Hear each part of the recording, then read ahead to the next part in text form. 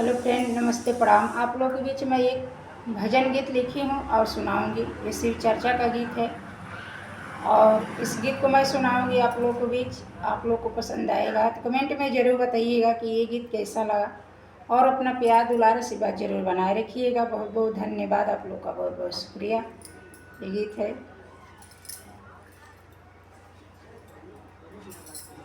चर्चा में कंगना हेराइल तो घरे कैसे जाई रामा। चर्चा में कंगना हेराइल तो घरे कैसे जाई हे रामा। घरे कैसे जाई रामा, घरे कैसे जाई हे रामा।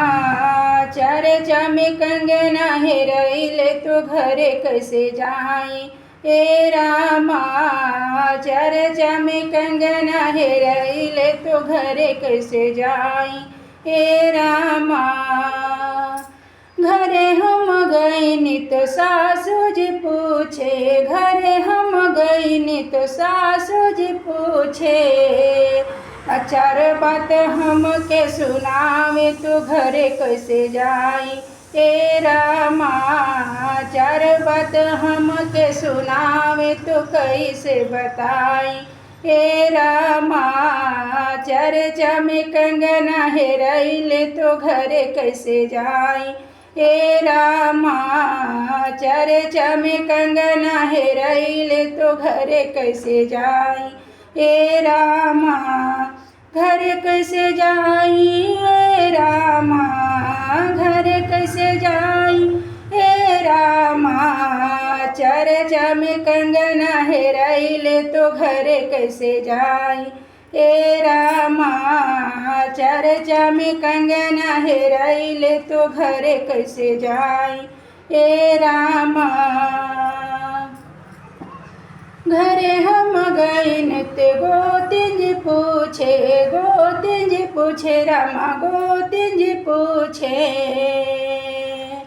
बार बार मारे लिताना तो कैसे बताई हे रामा।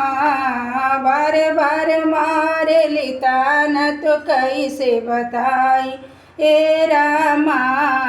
चर्चा में कंगना हेराइल तो घरे कैसे जाई हे रामा। चर्चा में कंगना हेराइल तो घरे कैसे जाई हे रामा। घरे कैसे जाई हे रामा, घरे कैसे जाई हे रामा। चर्चा में कंगना हेराइल तो घरे कैसे जाई हे रामा। चर्चा में कंगना हेराइल तो घरे कैसे जाई हे रामा। घरे हम गईनी तो नानज पूछे, घरे हम गईनी तो नानज पूछे, नानज पूछे रामा, नानज पूछे। बार बार भैया से लड़ावे तो कैसे बताई हे रामा। बार बार भैया से लड़ावे तो कैसे बताई हे रामा। चर्चा में कंगना हेराइल तो कैसे बताई हे रामा। चर्चा में कंगना हेराइल तो घरे कैसे जाई हे रामा। चर्चा में कंगना हेराइल तो घरे कैसे जाई हे रामा। घरे कैसे जाई हे रामा, घरे कैसे जाई हे रामा। चर्चा में कंगना हेराइल तो घरे कैसे जाई हे रामा। चर्चा में कंगना हेराइल तो घरे कैसे जाई हे रामा। घरे हम गईनी तो देवर जी पूछे, देवर जी पूछे रामा, देवर जी पूछे। घरे हम गईनी तो देवर जी पूछे, देवर जी पूछे रामा, देवर जी पूछे।